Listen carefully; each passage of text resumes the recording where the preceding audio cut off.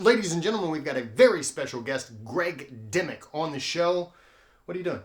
No, I'm advertising for our event coming up this coming weekend. There you go. Yeah. Promo. Yeah. I like it. All right. Keep it up. Yeah. It goes good with the Keep it up. Dr. Greg Dimmick. Yeah. Keep it up. All Keep right. it up. Yeah. There you go. Perfect. But then people can't see my face. Beautiful.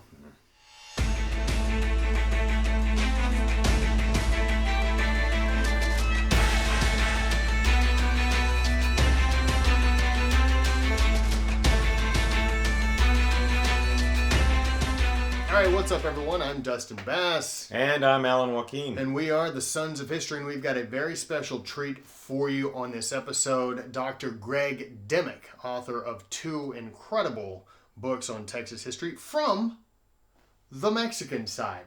Yes. So it's not, not our portrayed, forte. Yeah. It's not really portrayed that much. No, I it's don't not hear too portrayed that much. yeah. So it's going to be an incredible, enlightening conversation. You're gonna love it. I can guarantee you.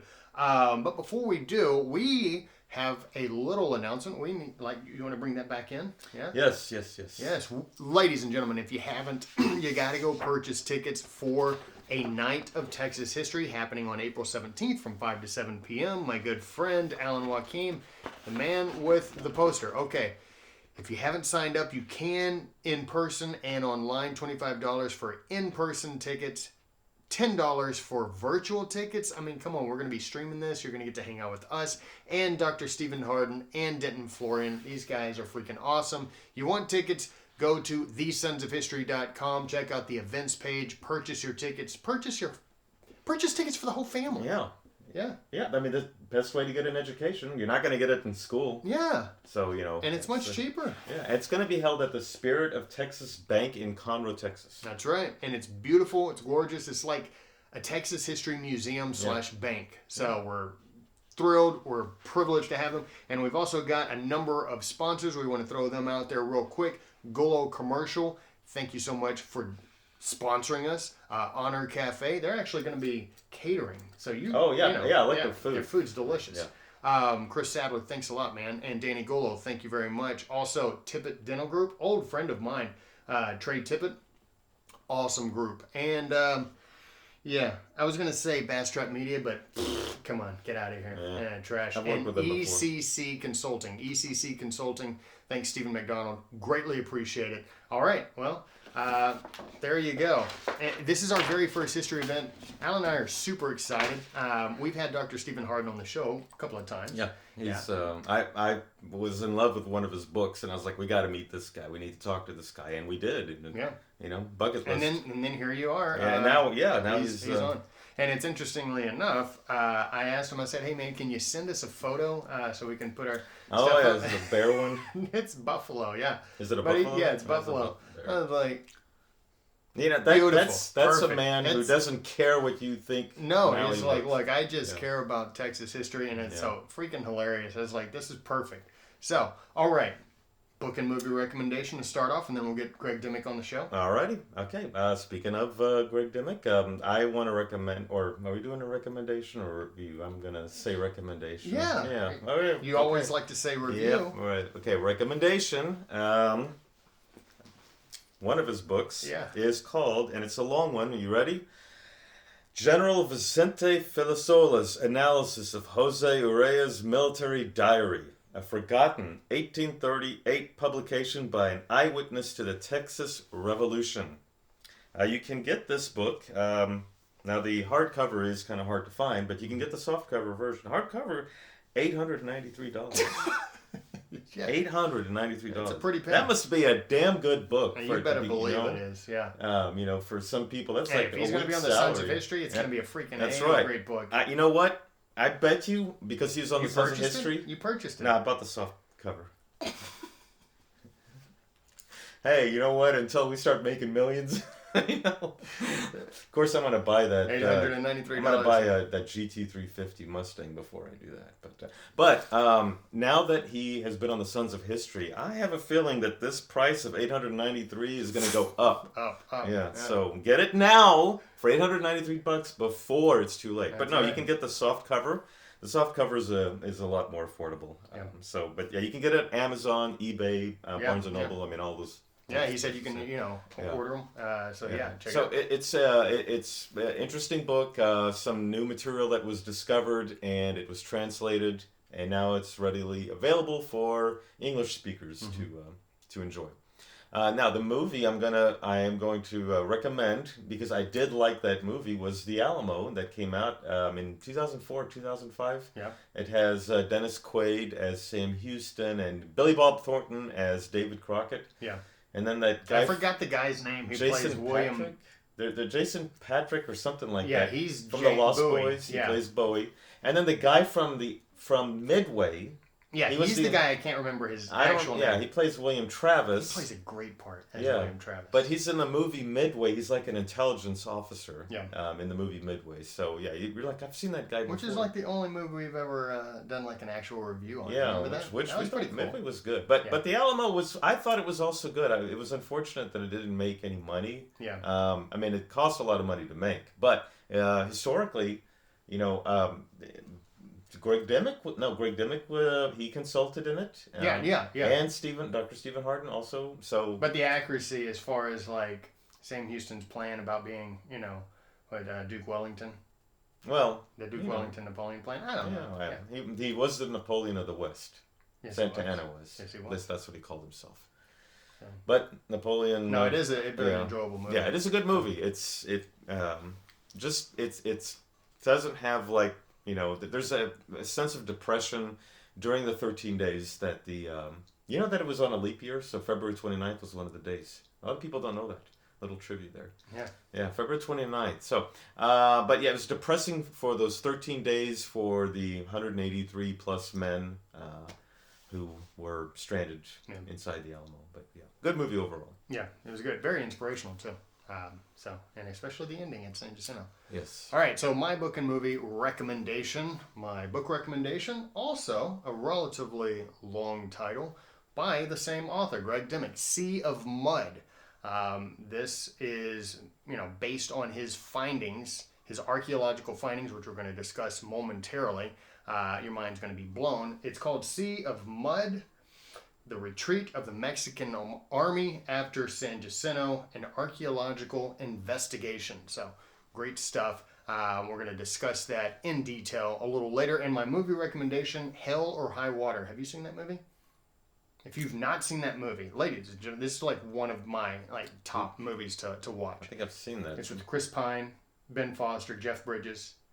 No, it's like a modern day, outlaw movie. I've not seen it though. Okay, yeah.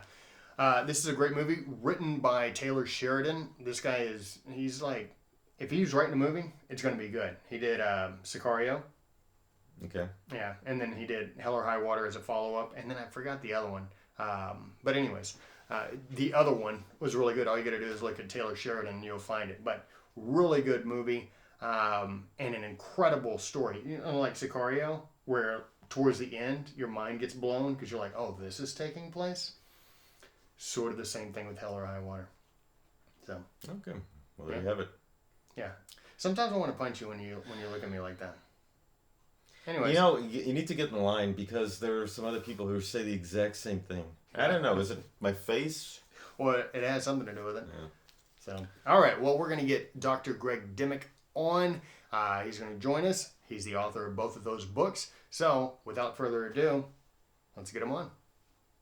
All right, ladies and gentlemen, we've got Dr. Greg Dimmick on the line. We're extremely happy to have him.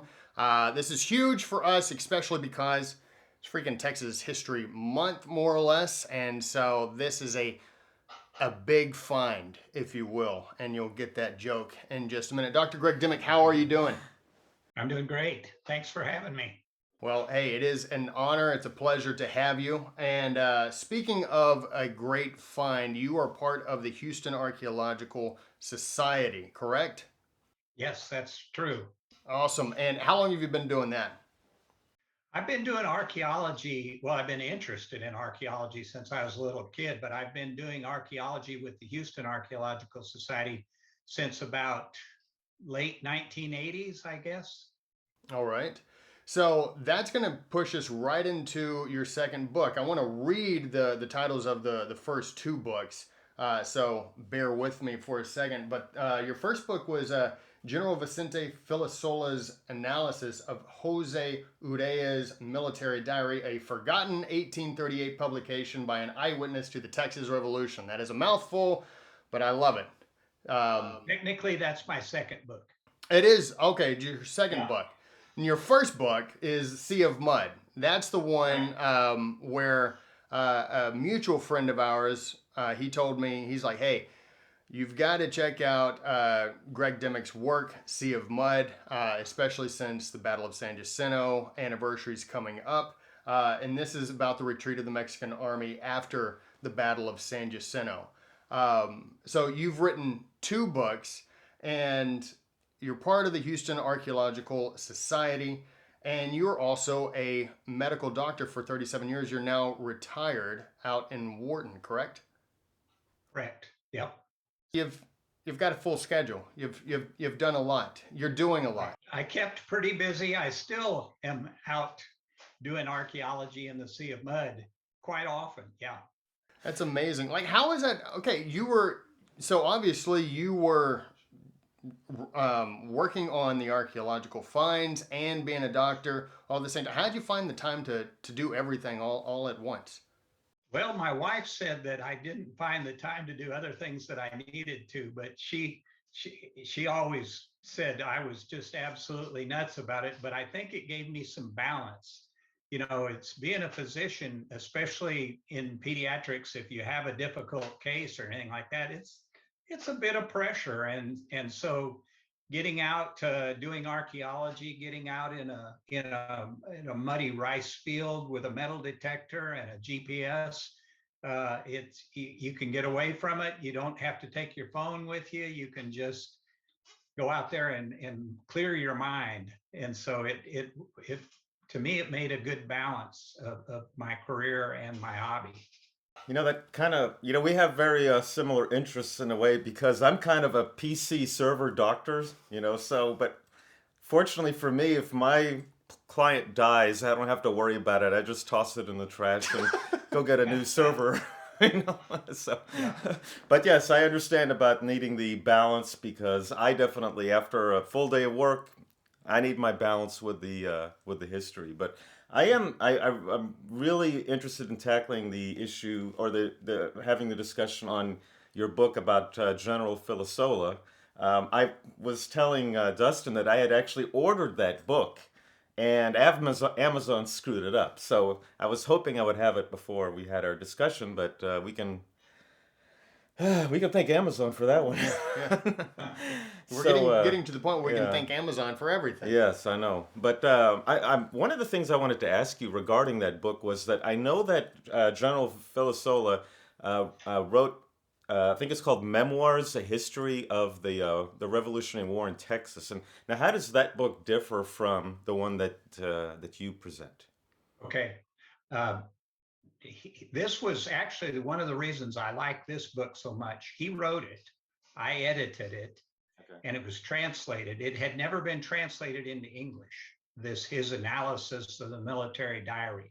So he wrote that in 1838, and it had never been translated. It's a very rare book, but there was a doctor in Dallas who talked to a friend of mine and said he'd like to get it translated. And they told him he should talk to me because I'd used it for my book, Sea of Mud.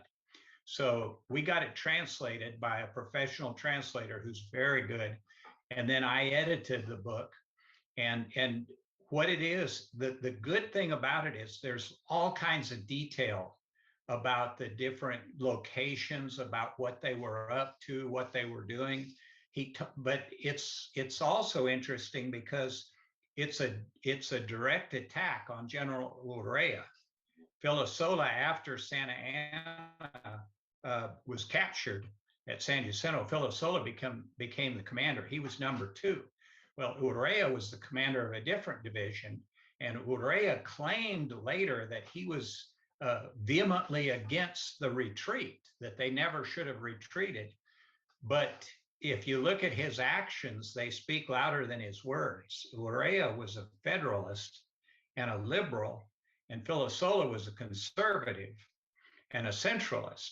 So politically, they didn't have the same views. And I think Urrea was very anxious for the Mexican army to stay in Texas so that he could go back, because he was at the head of the retreat. He always claimed that he was vehemently against it, but he was at the head of the retreat. So he was the first one that got back to Matamoros, and he started fairly quickly, started revolutions in Mexico. So he was trying to overthrow the Mexican government. And Filisola, he attacked him. Urrea attacked him in a book called The Military Diary of General Jose Urrea. And immediately Filisola responded with his analysis of the military diary. So he takes everything that Urrea says in his book and attacks it and responds to it. And he gives lots of detail. It's amazing how much detail. He talked about when they retreated past Goliad, that they could see the paper from the paper cartridges from the battle. And those are the kind of little details that I just love. And there's a lot of that in. He describes the wooden fence at the Borden place near Richmond Rosenberg where they camped, and they burned that place down. And he described a lot of detail about Borden's place. So, I mean, it's just fascinating. And as an archaeologist, that's the kind of detail that you love when you're trying to find these sites. So that's a very valuable source. And I used it for my book, but of course I wrote my Sea of Mud book before we translated this. So I just translated small parts of it.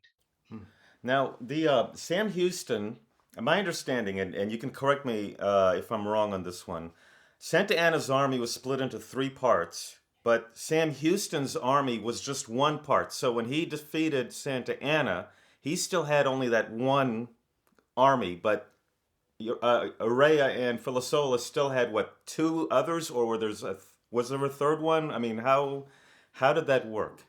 There were on April 21st at the Battle of San Jacinto, there were only about 1,250 Mexican soldiers, and there were another 4,000 in Texas. Okay, there were about 1,000 in San Antonio, including their best troops, their cavalry.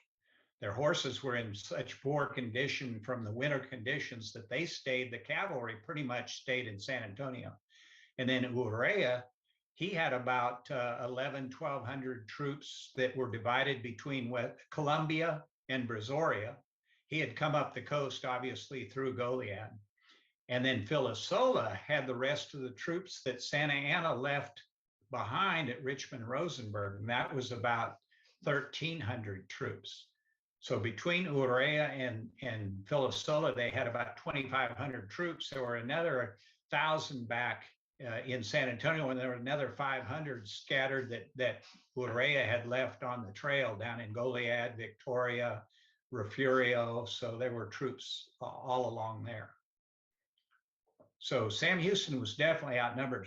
Now, Houston's army was divided in two. There was Fannon's force and Houston's force, but by the time of the Battle of San Jacinto, Fannon's force was wiped out, so it was just down to one army. So that was it. So Sam Houston's army, that was it. There was nothing else. If that was defeated, the revolution's over. It was not over, because the Mexican army still had, 4,000 troops in Texas. Right, but what I meant, what I was going to say is if Sam Houston was defeated, there was nothing to stop. Yes, if Sam Houston had lost, that was then the revolution was done with. Yes. Okay, so that's the reason why Sam Houston didn't kill Santa Anna, because he knew there were still thousands of soldiers out there and he needed some kind of leverage. That was part of the deal, but I think it was also just that they were going to try to use him to help control the Mexican army. Santa Anna reassured them that the Mexican army would obey him even though he was a prisoner. And Houston and the Texans bought into it. Filisola and the other Mexicans did not, and they did not obey him. And that's part of the fascinating story of the Sea of Mud. Everybody, all the Texas history books says Santa Anna's captured. He orders the Mexican army to leave Texas. They tuck their tail between their legs and they leave Texas and obey Santa Anna obediently. And it's like, no, that's not what happened at all. If you're ready to get into the story, I can. Yeah, I was going to say, there you go. This is like, okay, we're ready to turn the next page. We want to hear this. So what did happen? So we've got Filisola at Richmond Rosenberg, at Old Fort is what it was called at the time. And then we got Urrea down in Brazoria and Columbia. And Filisola gets the word that Santa Anna's been defeated.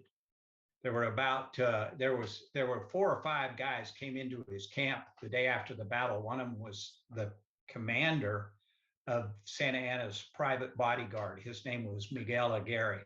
He was wounded in the thigh, and he tells Filisola that there's been this terrible defeat. He doesn't know if Santa Anna's alive or dead. He doesn't know how many Mexican soldiers have been captured, how many are killed. He has no idea, but he knows it's really bad. So Filisola sends word to Urrea to meet him. And they get together and they meet at Madam Powell's, which is a very small town of Kendleton, just on the border of Fort Bend and Wharton County on Highway 59. They meet there and they have a meeting of the generals. And they say, what are we going to do? They still don't know what's happened to Santa Anna. They don't even know he's alive. So they decide what they're going to do is they're going to go back to Victoria and they're going to wait for orders from the Mexican government. And they decide they're going to go back the way Urrea had come north. They're going to go back down to Cases Crossing on the Colorado, which is near Bay City. So they were going to basically go down to Bay City and then Victoria. So the morning of the 26th, they head out. They met on the 25th. They head out the morning of the 26th. They're crossing the San Bernard River, and it starts raining, and it rains, and it rains, and it rains. And they make it across the San Bernard, but now they're trapped. The next day, they go to the West Bernard River, and they can't get across it. And so now they say, what are we going to do now? Well, that's the day, the 27th, that they get Santa Anna's orders. And all the Texas history books said Santa Anna ordered them to leave Texas, but apparently the Texas history historians didn't go back and read the orders. They're readily available. Santa Anna told half of them to go to San Antonio and half of them to go to Victoria. And they had another meeting and decided to ignore Santa Anna. He said, he's a prisoner. We're going to keep with our original plan. We're going to go back to Victoria and wait for orders from the Mexican government. Well, they couldn't go the way they were going, so they had to backtrack, and they went all the way up to the Atascocito crossing, which is about 8 miles south of present-day Columbus on the Colorado River. And that's where they were headed. They were headed to the Atascocito crossing, and it was continuing to rain now, and they got stuck in the Sea of Mud. Backtracking, the Sea of Mud is all along the Middle Bernard River. It's between the Middle Bernard and the West Bernard. It's an ancient ocean beach, and it's great for rice farming. It has a layer of clay and then a layer of sand on top of that. Well, the sand lets the water soak in, but it won't go past the clay. So it's just basically a bog. And they got stuck in this mud. It took them 2 weeks to get through it. And when you read Filisola, when you read De La Peña, who was one of the witnesses who made accounts, there was another witness, Sanchez Navarro. These guys, when they got into the Sea of Mud, they just couldn't hardly describe how bad it was. Filisola said that they were thigh deep in mud.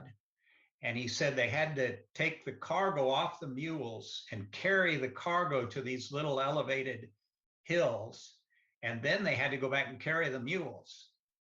It's amazing to me that they actually made it through the Sea of Mud.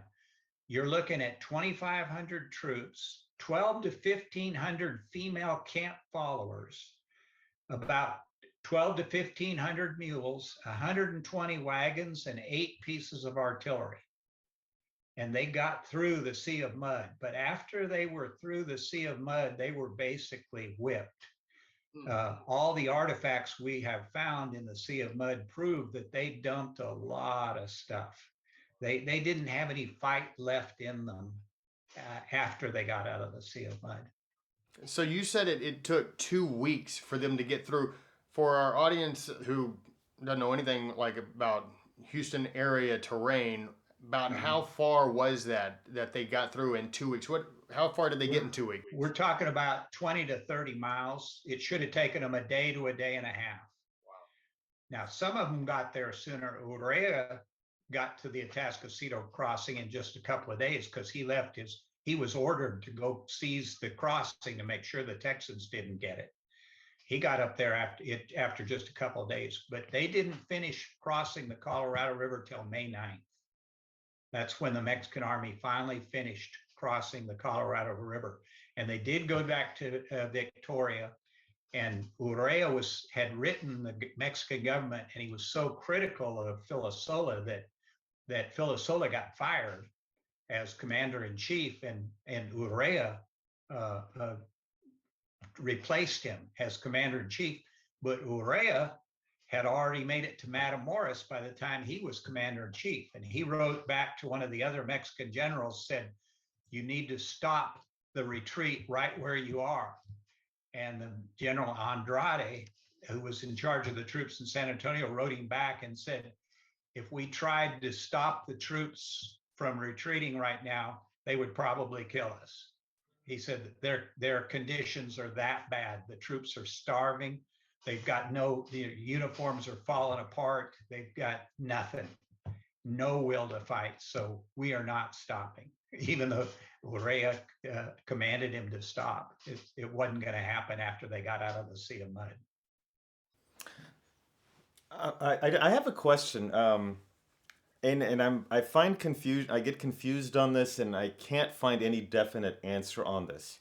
Santa Anna was the dictator, but everything I'm reading says that there was another president. How exactly? Because my understanding is that there was they'd alternate the president. But what exactly was Santa Anna's role versus the president in Mexico City? Yeah, that's a very good question. It's very confusing. Okay, Santa Anna got elected president. Okay, so he was president of Mexico, but as he often did, he didn't like all the politics.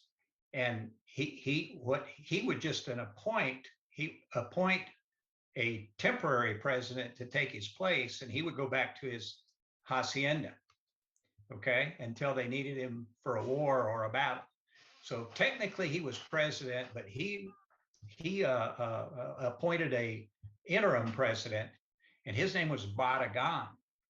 And great news for the Texans. Barragan, just at the time that the Alamo fell, he died. And the Mexican Congress appointed a new interim government whose name was Justo Caro. And he was not a follower of Santa Anna. So Santa Anna was all worried about the politics in Mexico. When the Alamo fell on March 6th, Santa Anna didn't even leave San Antonio till March 31st. He was tied up, worried about, he was checking out what was going on in Mexico. He wasn't worried about Sam Houston. He was worried about politics in Mexico. And he got all tied up into that. So it took him forever to actually start chasing down Houston. So we had an interim president in Mexico. Santa Anna technically was president, the elected president, but he was commander-in-chief. But he was still calling all the shots. But it's hard to call the shots from hundreds of miles away. Right.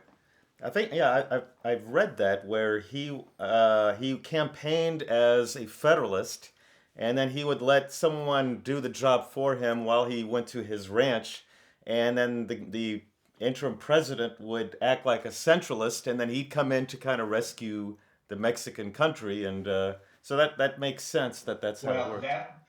His first vice president was Gomez Farias, and he was very liberal, and he was a Federalist, just like Santa Anna was. But then Santa Anna flipped sides. He decided that the Mexican people were not capable of electing good officials, so he lost trust in the people to elect the right people. So he became a centralist and threw out all the Federalists. He threw out his own vice president. He limited the militias. He basically shut down the state governments. He just did 180 degrees, and that's what shocked the Texans so much. The Texans were pro Santa Anna till he switched sides. Going back to the Sea of Mud, that situation, you made the discovery. You made the discovery on all of these artifacts of what was left in the Sea of Mud during their retreat back to Mexico. How did you come across those, and what all did you find? It's kind of an interesting story. I walked into an examining room one day, and one of my patients' mothers, who they're good friends of ours, said that out on their ranch near Bowling, some guy was finding Civil War artifacts. This was before I knew anything about the Mexican Army or anything. So I went out there, and this guy, sure enough, he was finding stuff, and I got all like, oh, this is great. I took my dad's old metal detector out there, couldn't find anything. So I ended up getting a new metal detector, and I started finding a little bit, and I started doing some research on Civil War sites, and I stumbled across Filisola's book. And Filisola talked about getting stuck in the mud between the San Bernard and the West Bernard rivers. And I said, oh, that's right here. That's right here in Wharton, Texas. I contacted a good friend of mine. His name is Joe Hudgens. He was president of the Houston Archaeological Society at the time. He told me that's a lot of territory, but he said, you need to talk to people in the area. Talk to people, ask them if they've ever found anything. And I put out the word that I was looking for anything from the Mexican Army. And another one of my patients' mothers told me she found a cannonball years ago, like 40 years ago. Of course, that was 20 years ago, so 60 years ago now. I'm pretty sure now that was a Civil War cannonball. It wasn't a Mexican Army cannonball. But when we went out to her place and looked at her cannonball, she told me, oh, my neighbors down the road found a cannonball 2 weeks ago. If I'd been there 3 weeks earlier, I may never have found the Sea of Mud. But 2 weeks ago, they found a cannonball. So we went to their place, and we started finding stuff the very first day. I found another cannonballs. And then we got the Houston Archaeological Society out there, and they did a very thorough excavation, a metal detecting survey. And we've got we have 2 publications of Mexican Army sites. And then I ended up writing my book. We found so many artifacts, and I did so much research on it. And I've had all these details about them getting stuck in the mud. And I thought, if I don't write a book, this stuff is going to end up at best in a library or a museum on the shelf. And some very, very, very serious researcher will someday find it and read it and say, oh, that's interesting. So I just felt like I had to document it because nobody knew about this story. It was like, I hadn't seen it in any Texas history book since Andrew Jackson Houston put a little bit about it in his book. Sam Houston's grandson, he put a little bit about the retreat and the Mexican Army getting stuck in the mud, but I hadn't seen it in any Texas history books. Filisola talked all about it. De La Peña talked all about it, but it's like, it was just totally forgotten. And it's a huge part of the Mexican Army's defeat. I mean, they still had 4,000 soldiers, but after they got out of the mud, they were whipped. It's wild. I can see the being a doctor coming in handy with the checklist. Do you smoke? Do you drink alcohol? Have you found any artifacts from the Mexican Army during their retreat from San Jacinto back to Mexico? everybody found out that I was interested in the Mexican Army, and I've become the Mexican Army guy now. If anybody has questions about the Mexican Army, they usually try to get a hold of me. So that obviously led you to write the book Sea of Mud. Um, Give us just a quick process of how you came about to start writing it, and because I know that was the Archaeological Society has all of your material and it's showcased. Where is it showcased where people can view all of this? Okay, a couple of things. First of all, I started doing research. I wanted details on who was in the Sea of Mud, how did they get there, what did they drop. De La Peña was a good example. He said that they dropped whole cans of canister, botes de metralla, and we found whole cans of canisters, little lead balls or brass or copper balls that they put in a can and shoot it out of their cannon like a shotgun. Very devastating. So we found whole cans of canister. He talked about clavones, which is sets of nails, not just nails, but sets of nails. And we found sets of nails. So De La Peña described this stuff. So I did more and more research. And then all of a sudden, I started realizing that most of the documentation was in Spanish. There were all kinds of the Mexican army was trained by the Spanish, and they were uber documenters. They would document everything. They would send a copy of everything to the Secretary of War Tornell in Mexico City. So all these Mexican army documents existed, but most of them had never been translated. So I had a friend of mine that was kind of my mentor at North Carolina State, believe it or not. He's a Texas history guy. He's from Texas, Jim Crisp. He's written some stuff on the Texas history. He told me I was going to have to learn to speak Spanish. And I said, oh, yeah, right. That's not going to happen. Well, it happened and made me a better pediatrician, too, because I could now speak Spanish with my patients, not only translate these documents. So it was a real win-win situation. Now, the artifacts, most of the artifacts, the best stuff, I ended up donating to the Cushing Library at Texas A&M. I am an Aggie, so that was a natural for me, but I wanted them somewhere where they would be available for display. Okay, if I donated them to San Jacinto or if I donated to the Alamo, it's like they may end up like in a box somewhere on a back shelf. So at A&M, they promised me they would make it available. And the artifacts have been displayed at the San Jacinto Museum, at Texas A&M. They've been displayed at the brand new wonderful library at San Felipe, or museum at San Felipe. They have an awesome museum there. They had my artifacts there for about 6 months. We're just about to open up a new exhibit here in Wharton at the Wharton County Museum of the Artifacts. And it's going to be a really nice display of a lot of the artifacts. We found thousands of artifacts. I'm still finding artifacts. Yesterday, I found a lead canister shot in a piece of a musket. About three or 4 days ago, I found a piece of a bridle rosette, and so I'm still. It's about a 10-mile stretch where they were stuck in the mud, and I have all these different fields that I go out and metal detect, and I find them. I do a GPS reading on all the artifacts that I find and document it all, and I will eventually donate the artifacts that I found recently. I've donated already some to the Alamo and some to the Sam Houston Museum and the State Library. The Daughters of the Republic of Texas Museum, I've donated stuff to them. My attitude is these artifacts belong to the people of Texas. And once again, it's nice that I'm a physician because I don't need the money. I don't need to sell them, which unfortunately some people do, and I don't feel bad. I understand. One of the howitzer shells that a friend of mine found, he had to sell it to get money for his grandsons to pay his grandson's hospital bill.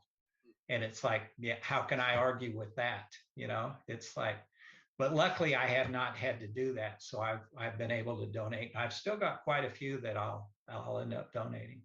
I don't know if you heard my little whoop because I'm an Aggie also. So, Awesome. all right, you said the Cushing Library. For the people who didn't go to A&M, I know that's not the main library. Isn't that at where the military? No, it's attached to the main library, and it's their archival library, and they've got all kinds of documents in there. They also have all the Game of Thrones stuff that the author, I'm blocking on his name now. George R. Martin or something like that. George, something like that. He donated a lot of stuff to A&M, so they've got a lot of that stuff there.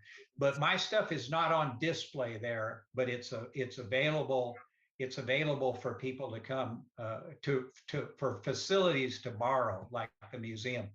The current place it's on display is the Wharton County Museum, and we're just starting to get ready to have a grand opening because it was closed for 2 or 3 years after one of the floods we've had. Wharton's flooded a couple of times here, so.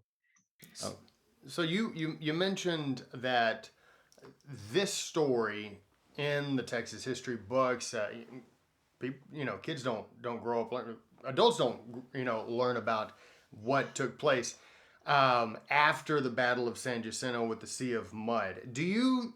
And this is an opinionated question, obviously, but do you think that has more to do with, that's not nearly as glorious as just kicking, the Mexican army's butt at the Battle of San Jacinto, and that's it? Do you think it has more to do with that? Well, the saying is very famous. You hear it all the time that history is written by the winners. Mm-hmm. And the Mexican side of the Texas Revolution has not been told at all. There are small mentions of the Mexican army in a lot of Texas history books, and it's been my discovery to find out most of it's wrong. Most of what the Texas history books tell you about the Mexican army is wrong. They always act like Santa Anna was chasing Sam Houston, but when he left Richmond Rosenberg, he went south, and he knew that Houston was to the north. He was probably going down to Brazoria and Columbia trying to beat Urrea there to try to loot. He wanted booty. And it's like Santa Anna or Houston was to the north, and they captured a guy that told him exactly where Houston was. And he wrote a letter to Filisola, which I have translated, and it's telling him, you need to go attack Houston. So Santa Anna wasn't chasing Houston. He was chasing money and goods. And so it's like, it's just not been told. I have finished a 3-volume work, and the first volume is going to be published here, hopefully in the next 3 to 6 months. It's 3 volumes on the Mexican Army and the Texas Revolution.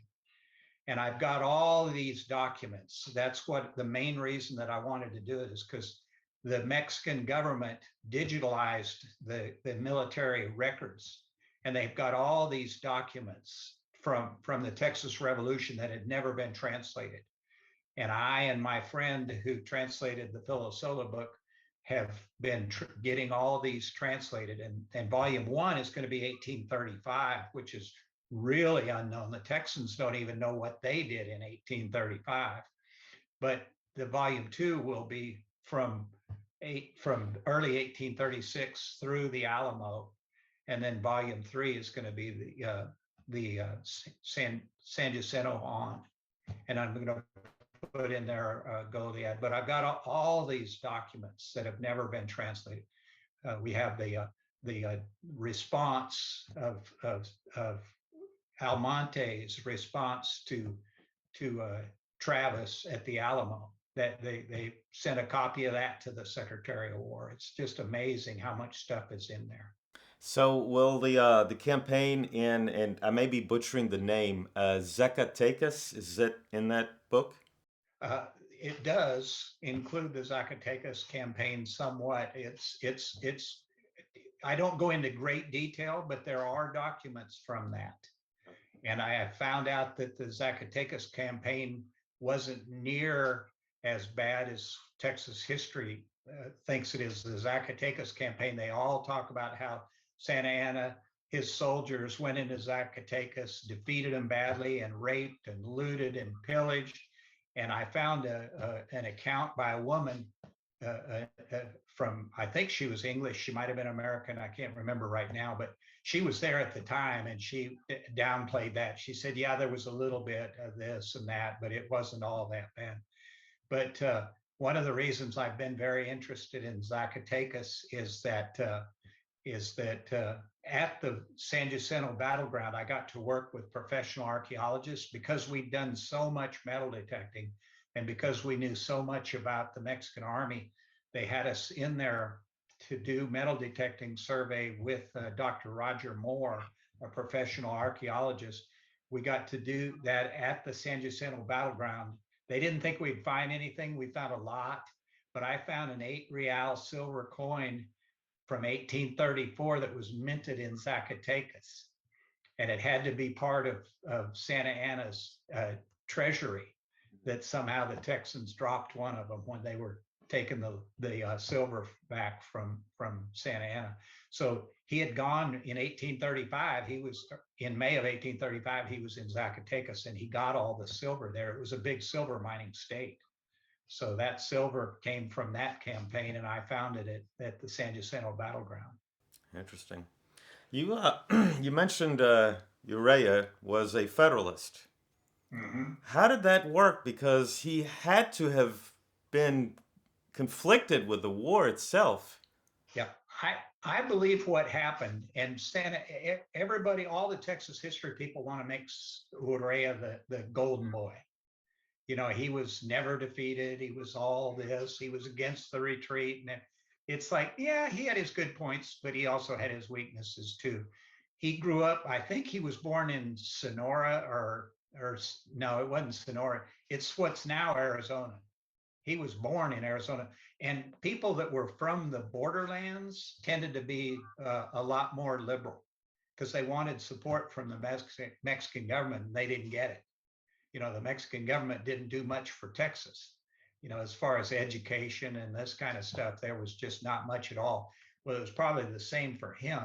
So he grew up a Federalist. He actually was involved in a revolt before all this. But I think what happened is kind of like 9/11, when it hit the United States, it kind of brought us all together. And I think that's what happened with Mexico when the Texans attacked the troops at Velasco and Anahuac, and then especially when they drove the troops out of San Antonio at the siege of Behar. I think that brought the Mexicans together, and I think they put politics aside. And I think Urrea was doing fine with that till Santa Anna got captured.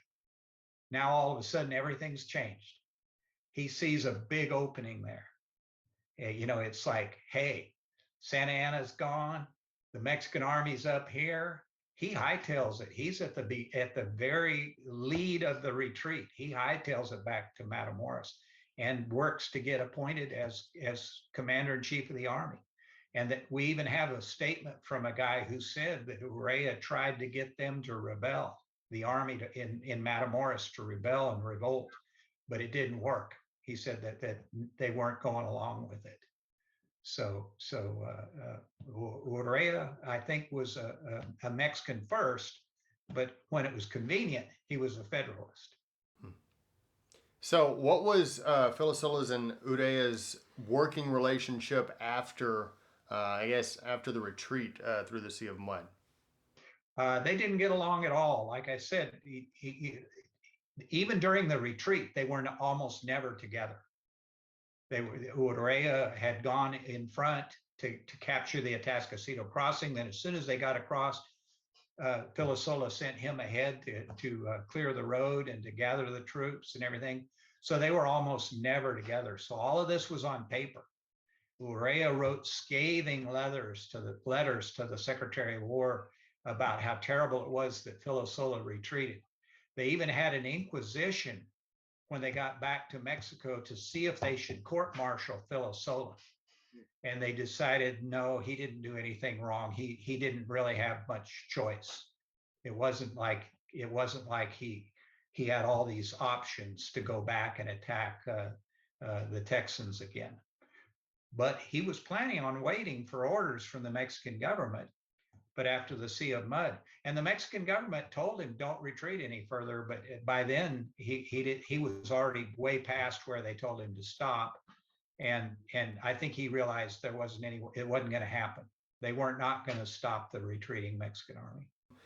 If I understand correctly, there was a pause or an unnecessary pause before that rainstorm hit. Is that correct? By Filisola's army or Urrea's army or both?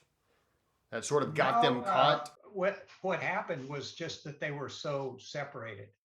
Santa Anna's biggest issue, I think what caused the whole mess, Santa Anna's style was to take a smaller force, usually the best troops in the Mexican army, most of them were at San Jacinto. Urrea had a few of them, but most of them were at San Jacinto. And so he would take the best troops, he would storm out in front and surprise the enemy. That was his style. Well, he got a lot of criticism for breaking up the army so much. He had troops there. He had Filisola's troops here, Urrea's troops there. And here he gets caught way out in advance of the rest of the troops and gets caught off guard.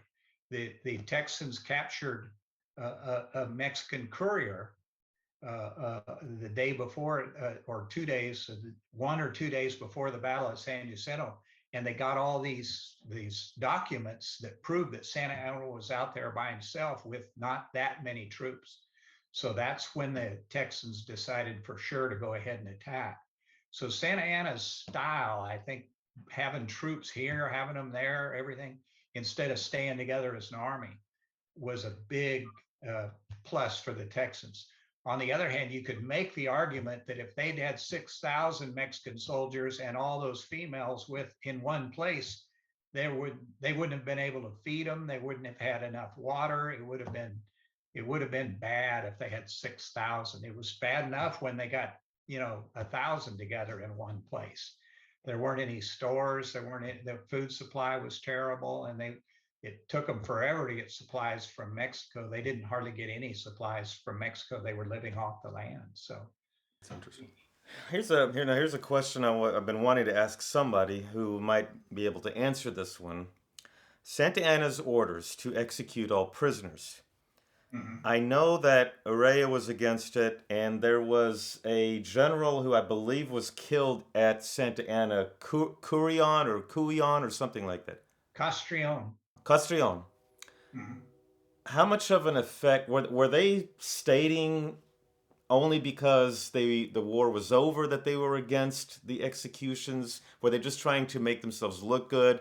How much of a factor was that in terms of the way the generals looked at Santa Anna?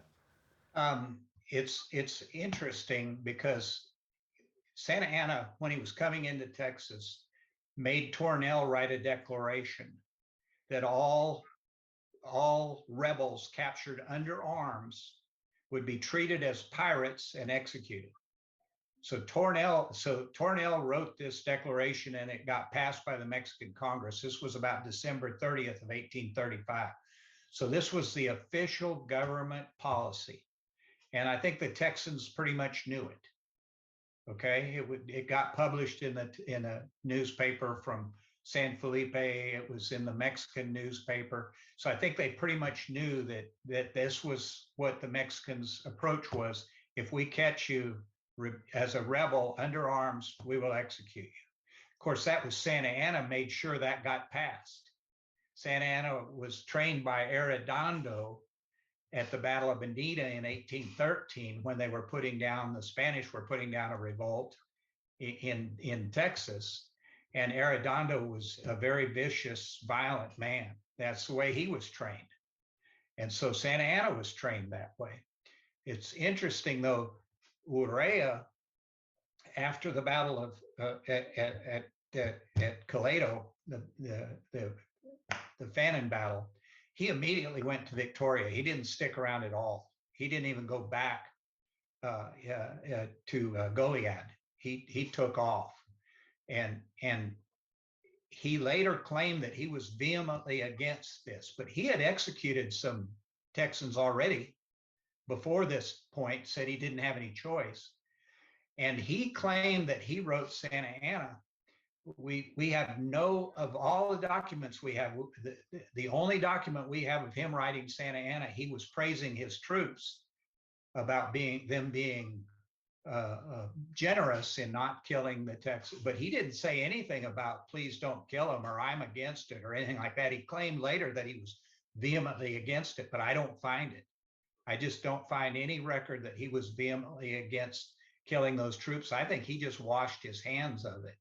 He didn't want to be involved, but he just said I had to follow the orders.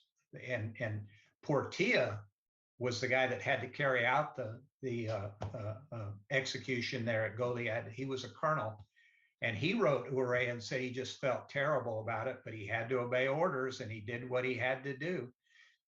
De la Pena, most of the Mexican officers, I think, thought that it was a bad thing to do, that they should not have done that. But the Texans all act like they surrendered under terms, but they didn't. And Urrea and one of the other, a German who was fighting for Urrea, they all, their testimony is that Urrea insisted that they surrender at discretion, which means if you surrender at discretion, they can do whatever they want to. And as you know, execution is certainly is one of the possibilities. So I'm convinced that the Texans did not surrender with terms. Urrea tricked them into thinking he wasn't going to execute them. And I think if he had a choice, he wouldn't have. But he said, I will do what I can, but I don't think he did anything. I don't think he did what he could. I think he just moved on and washed his hands of it. Now, to me, the big thing about the Goliad massacre is that the Texans let, I want to say 15 or so of the Mexicans let about 15 of them escape, and they made it back to San Jacinto.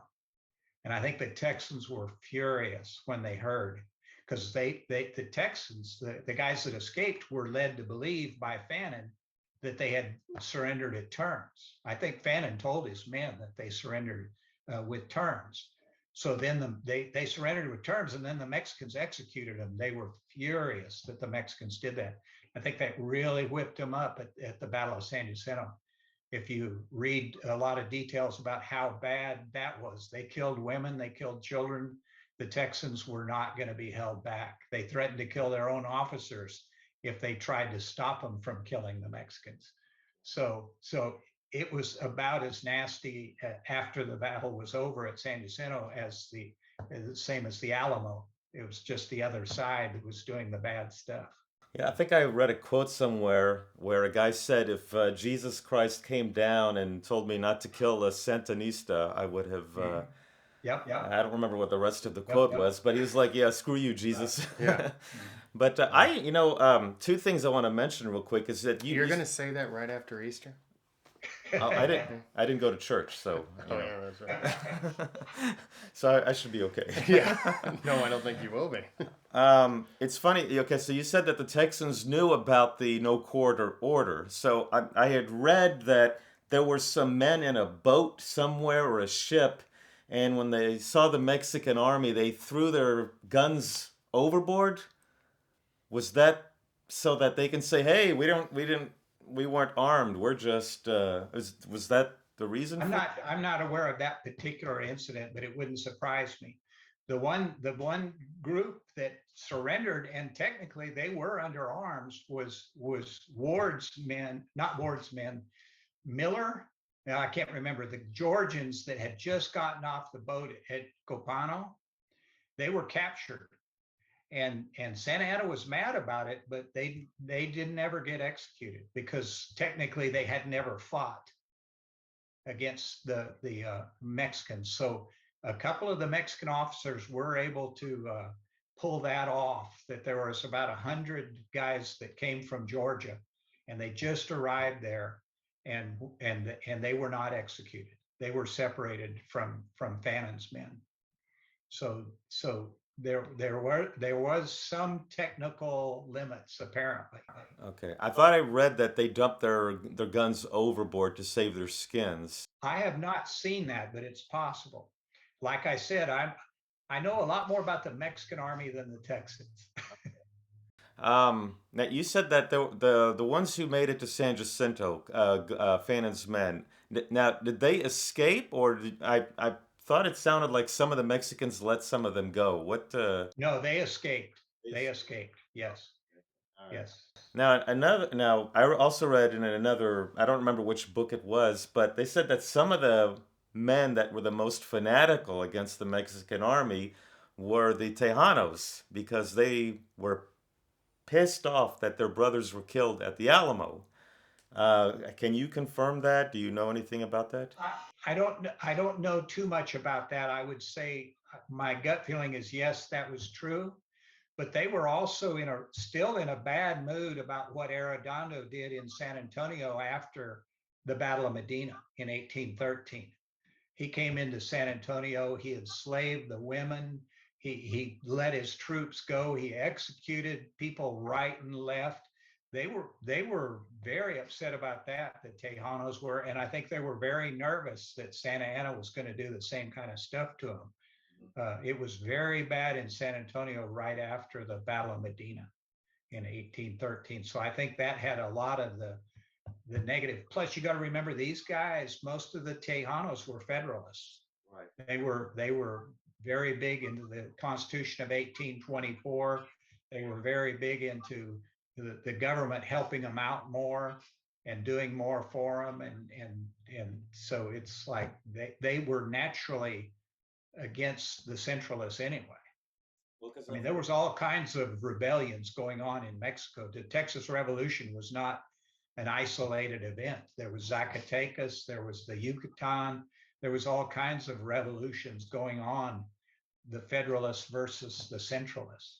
You could probably argue that it's still going on. I've heard that because what I read was that at the Battle of Behar, about 160 of the 400 Texans that attacked, 160 of them I think were Tejano. Yeah, they were very involved. Yeah. You know, they were already, there was a big movement to have a new independent country, the country of the Rio Grande or something like that. The northern Mexico and Texas, there were several of them trying to get together and form a new republic of the Rio Grande. That's what it was. These were all Federalists. And some of the Mexican soldiers, you know, General Mejia attacked from New Orleans with a bunch of Texans, and he had been one of Santa Anna's close friends when he was a Federalist. And General Mejia in 1835 attacked Mexico, trying to get everybody, that all these people, he thought they would all join the Federalist cause, but they didn't do that. I think they were worried, nervous. So when Filisola and Urrea make it back, like how long did it take for the Mexican army to sort of regroup and restructure and be prepared for whatever happens, or just be prepared as an army? Yeah, what happened is they got back to Matamoros, and they were in terrible shape, and the government promised them reinforcements and new supplies and all this kind of stuff, and it didn't really happen. There was some revolts going on. Urrea tried to start a revolt. He and Gomez Farias eventually captured Mexico City for a short time. But another thing that happened is that there was rioting in Mexico City by the poor, and they attacked all these foreigners' places of business. And there was a French pastry shop got attacked, and the French demanded reparations for their pastry shop being attacked. It's called, and they didn't. The Mexicans ignored them, so the French invaded Veracruz, and Santa Anna then had to come back. This is after Santa Anna got back from Washington, D.C. He was sent there eventually, and then back to Mexico. But they called him back, and that's when he lost his leg, was fighting the French at Veracruz and driving them out of the country. So that's called the French Pastry War. And that was about a year and a half after the Texas Revolution. So they were trying to get their army reorganized, but then this came up. And so they never got them resupplied. They had about 3 or 4 different commanders. Filisola was eventually put back in command of the Army of the North. That's what they called that army in Matamoros. And they, of course, in 1842, they had 2 expeditions. Vasquez and Wool both tried to invade Texas, but it wasn't a serious invasion. Wool did take San Antonio in 1842, but Urrea and Filisola never worked together again. In fact, Urrea became a rebel and ended up being arrested for a while. That's great. Yeah. Well, I guess they didn't work together very well. No. Do you have any more questions? No, he pretty much covered everything question I had on it. One other thing that y'all mentioned in your question list that we haven't really talked about, I can mention it very briefly, is what did we find?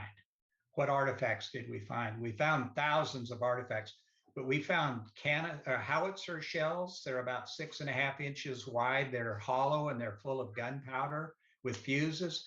We found cannonballs. We found musket pieces. We found a small little eagle on a cactus, probably an officer's insignia. We found personal items. We found hundreds of musket balls, canister shot. We found scissors, knives, forks, little pieces of swords. About 4 months ago, I found a chest plate where the Mexicans would have straps crossing here in front, the leather straps, and they would have a bronze or brass emblem there. I found a chest plate from the Jimenez battalion. It's inscribed Jimenez. And the Jimenez battalion is one of 2 battalions that fought at the Alamo and against Fannin. There were only 2 battalions fought. So that's an amazing find, the Jimenez battalion plate. We found 2 Morelos battalion plates. We found French horns insignia for the Cazadores, and we found exploding bomb insignias for the Grenadiers. It's hundreds of cool artifacts, thousands of artifacts together. So they dropped a lot of stuff in the Sea of Mud. You can only imagine how bad it must have been for them to lose all that stuff. That's incredible. Have you been asked to work in movies or films or TV shows? I indirectly helped a little bit with the 2004 Alamo movie. Okay. I sent them pictures of artifacts and stuff like that. I've got up on my shelf, I've got a shako that they used in the movie that they sent me, and some insignia that they sent me for helping them out. And they were supposed to have, afterwards, they were supposed to have a special DVD, and they interviewed me and showed me a bunch of my artifacts and everything like that. But then the movie was kind of a flop, so they didn't come out with the DVD afterwards. So I got to help with that. In fact, 2 of the guys that were the historical advisors met in Wharton one day with me, and they did a little bit of the script in our medical clinic there in Wharton from that movie. Yeah, I saw the movie, but I remember that they spent a lot of money making it, but didn't make as much. I got to work with the Discovery Channel and the History Channel on some documentaries about De La Peña and about the Battle of San Jacinto. And I've been interviewed on them. So I've had a couple of TV appearances. Yeah. Oh, very, very cool. Yeah. I'd like to see your 3-volume book. I'm definitely going to have to get that. I'm very anxious for it to come out. We've been working on it for quite a while. Huh. We're gonna have to. Hopefully the one will be out here in the next few months. Okay. Oh yeah. Well, when that comes out, we'll have to Yeah, get back on. we'll want to interview you for that one. Is it Sure. hardback, softback, or? It should be a hardback originally. Yeah. My Sea of Mud was the original version of the Sea of Mud was a hardback, and the Filisola. They're both now out in paperback, but the original ones were hardbacks. Well, speaking of your books, where can people find them and buy them? My books are pretty readily available on Amazon.com or eBay or anything like that. Most bookstores you can go order them. For a few years, they had them in the big bookstores, but now you just have to order them. But Sea of Mud it's done quite well. It's obviously not got national draw, so I'll never be a best-selling author. But that wasn't my purpose in writing the book. I needed to document the event. This, to me, a huge event that happened in the Texas Revolution that everybody's forgotten about.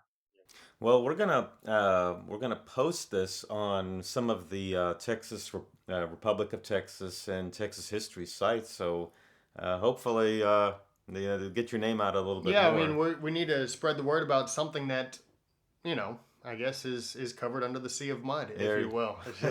A lot of people don't know about, and they should.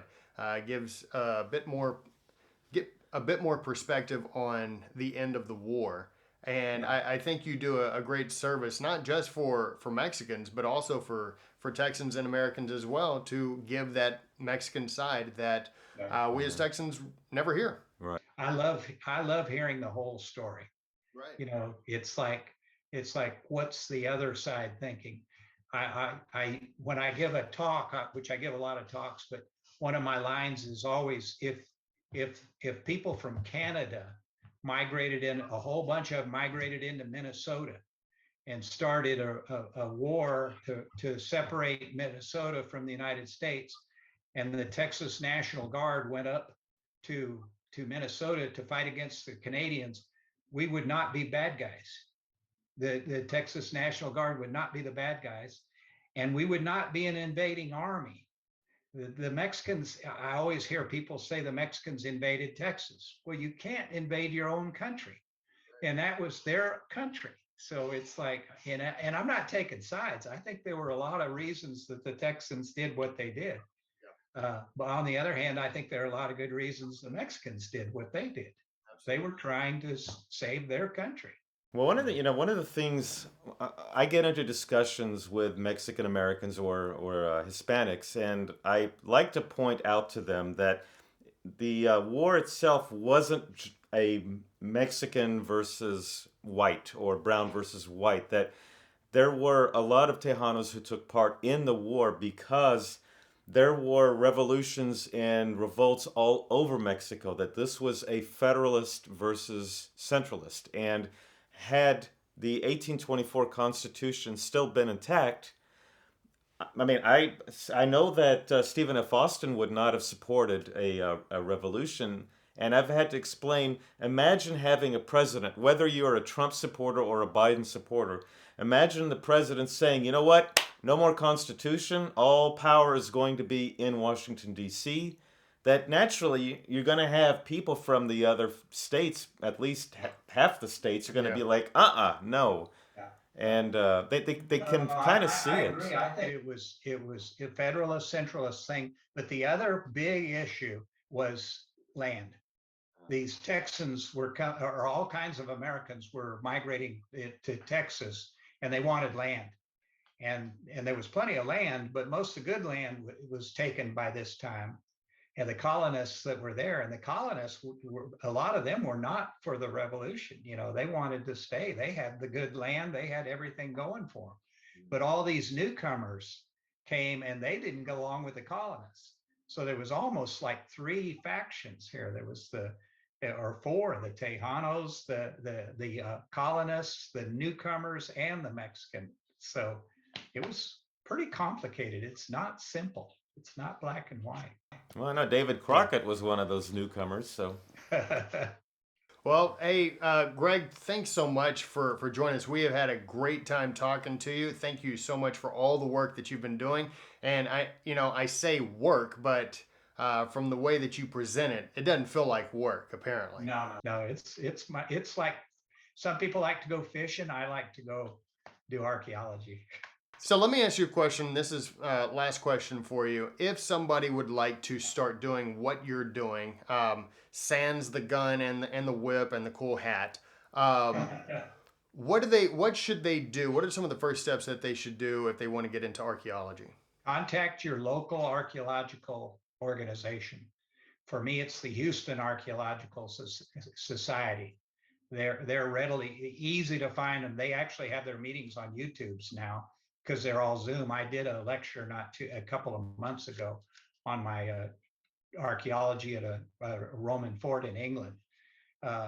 So all kinds of stuff that they have, so you can watch their meetings on YouTube, but you can contact them easily. They have their webpage, and there's a South Texas Archaeological Society. There's a Fort Bend Archaeological Society.